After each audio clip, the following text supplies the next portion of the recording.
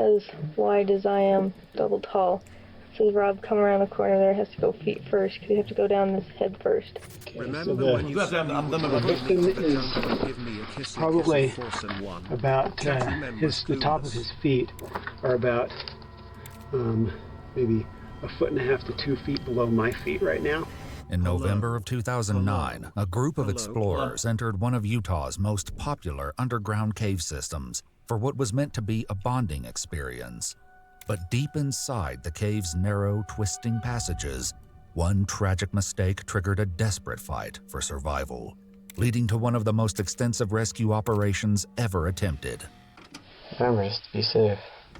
The following is based on official police records, as well as public statements and interviews from family members and individuals involved in the rescue effort. The footage has never been seen before until now. In 2009, 26-year-old medical student John Edward Jones traveled from Virginia to his home state of Utah for the Thanksgiving holiday, accompanied by his wife Emily and their 1-year-old daughter. On November 24th, John, his brother Josh, and 9 other friends and family members set out to explore a popular cave system, never imagining that one of them would never make it out. In 1960, an explorer named Dale Green discovered the hydrothermal cave located west of Utah Lake. Due to the soft, putty-like texture of the clay lining its narrow passages, he named it the Nutty Putty Cave, a nod to the children's toy Silly Putty. Afterward, it became one of Utah's most popular underground systems, seeing as many as 6,000 groups of explorers each year, including young Boy Scouts. But as time passed, the cave's dangers became impossible to ignore, and rescue calls grew more frequent. In 2004, 16-year-old Brock Clark was trapped upside down for nearly 14 hours, but ultimately survived the harrowing ordeal. 2 years later, the cave entrance was gated off, and new restrictions required permits for entry. To obtain a permit, at least one person in each group was required to have prior caving experience, a measure intended to prevent tragedy. But on November 24, 2009, as 26-year-old John Jones, his brother, and their friends made their way into the cave system, tragedy was about to unfold. According to police records, it was around 9:30 p.m. when Josh Jones contacted local authorities for help, telling them his brother John had gotten stuck inside the cave. Though Josh and John were both experienced cavers and had been inside Nutty Putty Cave before, a critical mistake had left John trapped in one of the most horrifying situations imaginable. While attempting to navigate a well-mapped section of the cave known as the Birth Canal, named for its extremely narrow passageway, John took a wrong turn and entered an unmapped section of tunnel near an area called Ed's Push. Chap, if people know this is a terrible spot, why don't they put like spray paint like on that turn and put it in red, like, this is dog shit, don't go there? John likely believed that if he kept moving forward, he would eventually have enough room to turn around. Marked it as bad? When he reached a small opening, John crawled headfirst into the sloped passage, not realizing it was a dead end. Horrifically, John slipped into the tunnel and became trapped. According to police records, the constriction point John passed through was estimated to measure just 10 by 18 inches. John was pinned headfirst in an angle of more than 70 degrees, tilted onto his left side with his left arm trapped beneath him. It was the same area where a teenage boy had been rescued years earlier, but at roughly 6 feet tall and over 200 pounds, John would be far more difficult to free.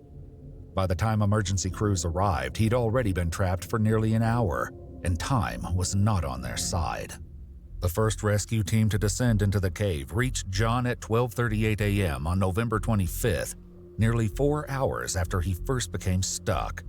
John appeared to be in good condition, and to their knowledge had sustained no physical trauma. However, the only part of John that rescuers could see or access were his feet and part of his calves. The ceiling was so low that any attempt to raise John meant his feet would hit the ceiling after lifting him only a few inches. Rescue teams worked tirelessly through the night, staying by John's side and talking to him to keep him calm. But as the hours dragged on, little progress was made in freeing him, and time was quickly running out. The prolonged inverted position John was trapped in was placing extreme strain on his body.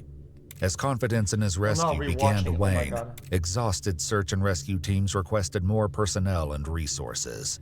Who has to break his leg? The problem that you're not really facing here is that one, swelling would be bad. Two, it's not guaranteed. And three, you would explore earlier, better rescue operations and ideas before bringing somebody's fucking legs off the rip when you don't even assess the situation yet. Like, come on, bro. I mean, after nearly 12 to 13 hours of failed rescue attempts, cave explorer Brandon Kowalis received a call alerting him that a rescue operation was underway. Brandon, a cartographer who mapped much of the Nutty Putty cave system, was part of a volunteer group called Utah Cave Rescue. By the time Brandon and the rest of the volunteer team arrived, rescuers were attempting to pull John free using a 4-to-1 pulley system. These efforts were captured in a series of videos recorded by the rescue team. Okay, one of these. There's this slot here. Okay, pretty much as wide as I am, double tall. So the Rob come around the corner there, has to go feet first, because you have to go down this head first. This comes around a corner to your right and down. And after that, it slopes off and to the left, which is where John is. So we've got one line going to Rob, another line to John. This comes up this way, up to a cam. Up there. But the cave's layout created a major problem. Several twists and turns separated John from the nearest chamber that was large enough for rescuers to stand, and every bend created a friction point. Even with pulleys in place, the rope tightened against rocks and corners so severely that the whole system became ineffective. But the worst setback was still to come. Tension on who? Tell me how much. Tension on who? I think I'll probably go with this one now. Okay, so it goes from that anchor where Susie is, How much more, Rob? down, and then up again. Okay. Which I'll attempt to shimmy myself down.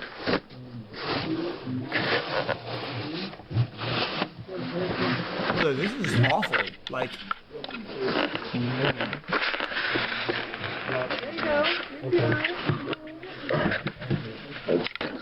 Turn it around one more time. Looking up. Yeah. Hold on a sec. well, it's impressive that many people try to rescue him. Like, going that far in. Like, that's, well, most people would fucking know about it this much. Like, The rope continues up that way. Turn around. So, hold on, take a video. So, to a redirect there. There's a redirect right there. none of the math part is this part right here. Up there. Yeah. Goes up to Russell. Okay. Hold tension. Hold tension. Brandon's colleague, Ryan Schertz, managed to reach John and brought him a pouch filled with Gatorade, lowering a tube down so he could drink. Ryan would later recall John shifting between calm and coherent conversation to helpless, panicked thrashing. To keep him focused on survival, Ryan asked him about his family. He later remembered John speaking about his wife, Emily, and sharing a secret.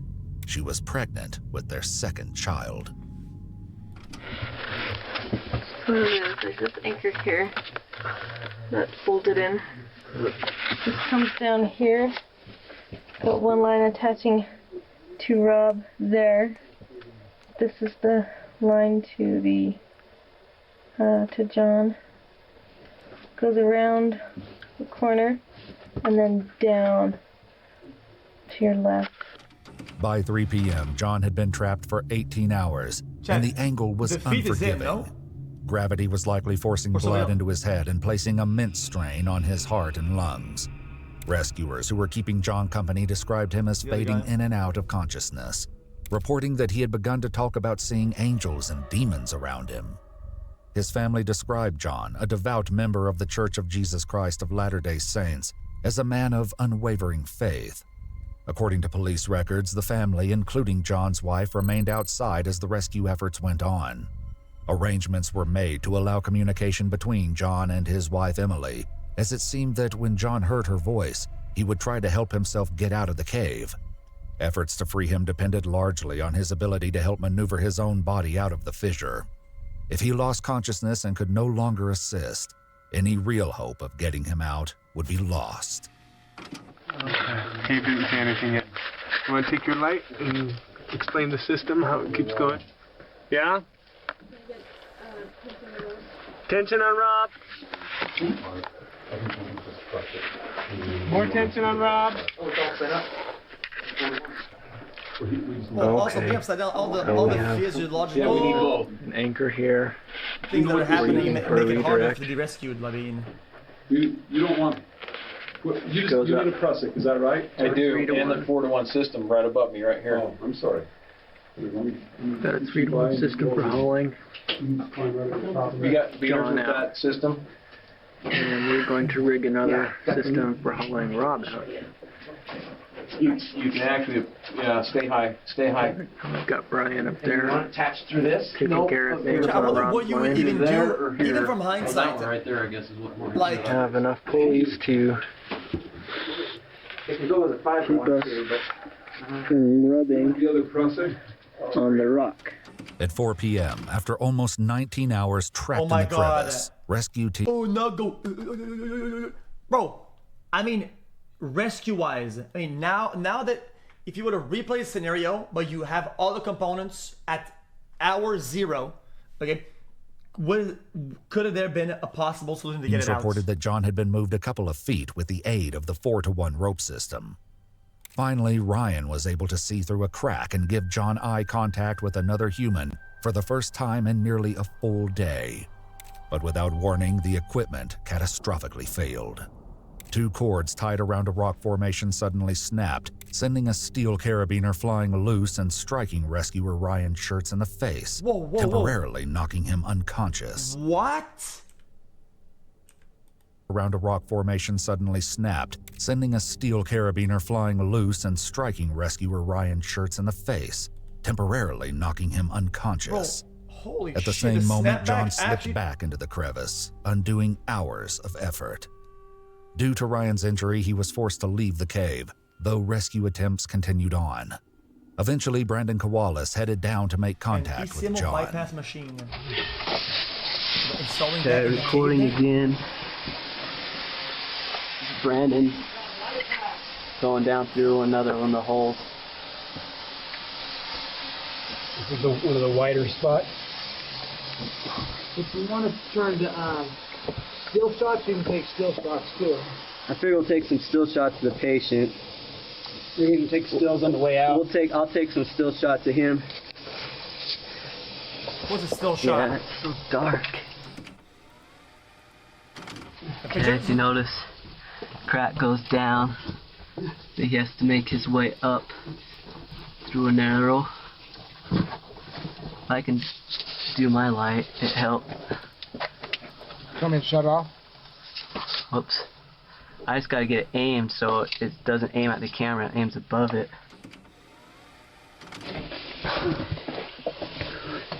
This is going up about 45 degrees. 45 degrees up. We're still quite a ways from the patient. I mean, dude, brother, like, this is so Trying to get the light. You see the air hose is going through. I'm gonna stop also the camera for a panicky, sec like- so I can get up. Bro, imagine Okay, going to full Brandon's panic leading the way, this, going in. in this like sarcophagus, like starting you to can't get- do anything. Your shoulder tighter. We still have about 25-30 feet to go from here. We already have a little battery showing. We got low battery? Yeah, I'll switch it out right now. Yeah, might as well just come up and switch it out. You can have him shut off the air compressor. Alright, Double A's. We've got 26 minutes and 40 seconds of film. Though John had entered the crevice head first, leaving his feet and calves exposed. Chat, I'm trying not to be too critical, but I have to be honest with you. So much conversation about like the film and the camera shit or whatever. I'm not. It's fine. I mean, it was probably hopeless already. Brandon went down feet first, his legs eventually making contact with John's. Okay, so the victim is probably about the top of his feet are about maybe 1.5 to 2 feet below my feet right now, and so you're standing straight up right now, right? I'm laying, kind of laying, standing. It's pretty steep here. It's like maybe 60 it helps or with the 70 rescue degrees. Science. But yeah, to get through, we would have to probably take this whole chunk off right here, which is... I'll back up and show them where. Which is really thick. See, my legs barely fit through this where he came through, and this is where they've drilled out more. What about a machine? And the space that you have to drill from is... My foot's bigger than the hole. Yeah. So to hit it at an angle, and you could maybe come down in here and drill, but it's going to wear somebody out pretty quick. And this is just part. You still have all the way about, let's see, I'm about 5'8", so probably about 6 or 7 feet beyond this, where you have to widen it for him to be able to fit through. And it's drilling through the smooth stuff, so to get a good angle on it, and it's very hard rock. Yeah. You've been drilling, right, Brandon? Yeah. So you know how hard it's been because you've actually been on the drill. Yeah. Sometimes it's a piece of cake. They do have a drill. The rock is super hard, and you can't get through it. So trying to turn around here so you can see back up. I thought it was clay. You can see where we gotta go back up through that crack. There's Brandon again in the hole. See? Question, chat. What about a big ass pipe? Feet first. And they flood the whole thing with water and they get oxygen or whatever. Not too wide. Not too wide, but we're still in a pretty good position. As we go down, it gets narrower and tighter. No? I'll stop until we make progress. Once the drill arrived, Brandon, along with... You give them a pipe to breathe. You put a massive pipe at the top and you just flood the whole fucking thing all the way down, because there's not much left down there, right? There's only a little bit, and you use the water to bang. 2 other rescue team members spent about an hour and a half chipping away in an effort to widen the passage. But due to the angle, the effort was slow going. Okay, I am flat on my back, closest wall. It helps I tilt the camera down. You can see this is where we widened out. We took out from here to right about here, so about you only get one shot after that, you'd be swollen maybe 5 inches here, and then a section here. And this was soft, and this was pretty hard to knock off. But this was soft and fairly easy to drill through. And this is the easiest place to drill. From here, it just gets about 10 times harder. So that's the easiest place to drill. They're knocked off quite a bit right 5 there. 5 inches in about an hour and a half. 5 inches in about an hour and a half. Where it's easy to get to. And that's the easiest place to get to. It just gets worse from there. We're still a little ways from the feet of the patient. Mm-hmm. I'll go. Brandon's going to position himself because you have to go down only one way. From here, I'll pass the camera to him if he wants. He'll be able to use it down there. It keeps my side. Remember, just to be safe. Brandon was able to stabilize himself by jamming his body into a narrower section of the crack, allowing him to speak with John. But once he introduced himself, he received no response. According to his account of events, Brandon was able to tap John on the leg and could hear him breathing a deep, gurgling breath, as though his lungs were filling with fluid. Then John began making frantic small kicks with his feet, but after a second, he stopped. According to Brandon, this was likely the moment that 26-year-old John Jones passed away. After 27 hours trapped upside down, the strain on his body was simply too much. A paramedic would later crawl through the treacherous tunnels and claustrophobic passageways to confirm his death. Brother, what the fuck 4 is minutes to this midnight insane? at 11:56 p.m. on November 25th, 2009, John was pronounced deceased. Following this tragic confirmation, authorities determined it was best to leave John's body in the cave, rather than risk more lives in an attempt to recover him. While the decision was not well received, John's family ultimately decided they were at peace with leaving John's body inside, as long as the cave would be permanently closed. what are you gonna do? On December 1st, 2009, explosives were placed in the cave and detonated, causing a collapse of the main passageway leading to the body of John Jones. The following day, the same personnel returned and cemented the opening of Nutty Putty Cave, sealing it from the public. According to his family, John was in his second year of medical school at the University of Virginia in Charlottesville. He planned and was working toward becoming a pediatric cardiologist. Following the cave's closure, the family mounted a memorial plaque which reads, "Our beloved John passed away at this site. He was a loving father, a kind husband, a loyal son, and a true and cherished friend. We miss you and love you always." A second plaque placed by the family thanks and honors the rescuers who worked tirelessly to free John. The final line reads, "We invite all who visit John's final resting place to enjoy and respect this sacred space." Emily later gave birth to a son, who she named John in her husband's memory. Yeah, dude, I don't know why. It's a lot of comments were kind of edgy. Like, dude, nobody deserves any of that. Like, come on, bro. Like, yeah, because somebody can be irresponsible and make bad decisions or whatever. But nobody deserves like that fate. We have new video. Like, I think the word deserving is just weird. And like, you don't have to use such radical words, bro.